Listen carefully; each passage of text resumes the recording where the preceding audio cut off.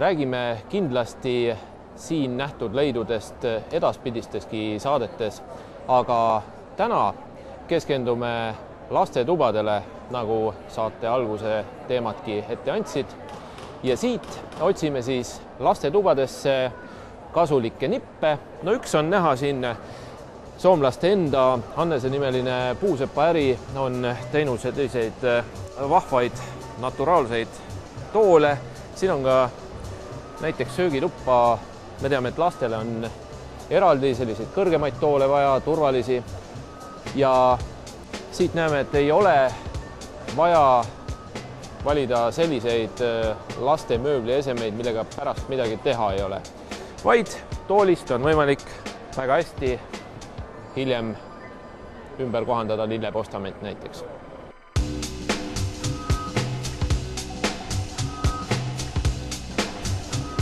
Lastetubade teemasse siit Soomest Habitare messilt üks hea nipp. Miks mitte lapse voodi kõrvale, panna selline tool, kus all on hea sahtel. No nagu me oleme rääkinud, lastetoas on tihtipeale vähe ruumi, aga ega kõik mahutavad kapid ja riiulid ei peagi palju ruumi võtma, nagu siin Habitare messi stendil näeme. No, see võtab, ma arvan, et mingi 4 sentimeetrit. Kui on vaja riiuleid juurde teha, palun väga, lapsed ostavad DVD-sid, raamatuid juurde ja probleem lahendatud. Habitare messi lastetoa nippide lõpetuseks oleme tulnud siia ühte messiboksi, mis on pärit Eestist.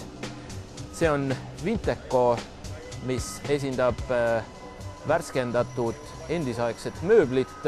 Teate ju isegi, et tihtipeale lastetubadesse peetakse kokku kõik vana mööbel, mis mujale enam võib-olla ei kõlba. Aga kui te seda juba olete otsustanud teha, tehke stiilselt.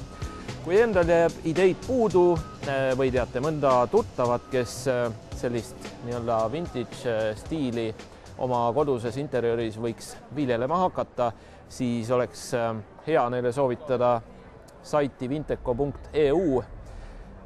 Siit aga läheme edasi Habitare messi viimase lõiguga.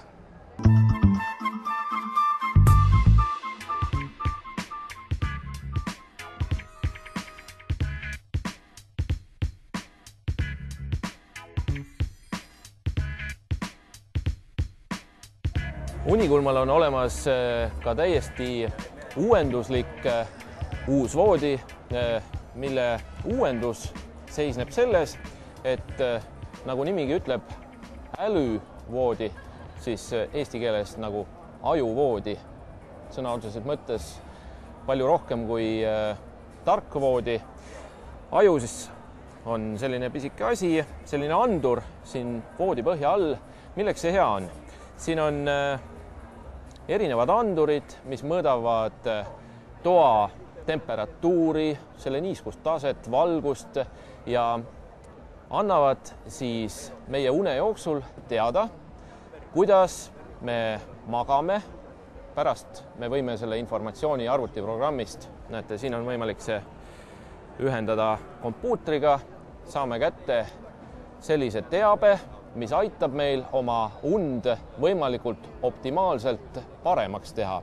Ehk siis ma praegu teen väikese katse, heidan siia pikali, ma pean olema täiesti rahulik, just nagu magaksin ja andur hakkab siin kompuutri ekraanile kuvandama selliseid kõveraid minu südametööst, isegi minu mõtetest, sest see siin suudab, uskuge või mitte, läbi selle paksu voodi siit põhja alt kätte saada minu ajus toimuvad vibratsioonid.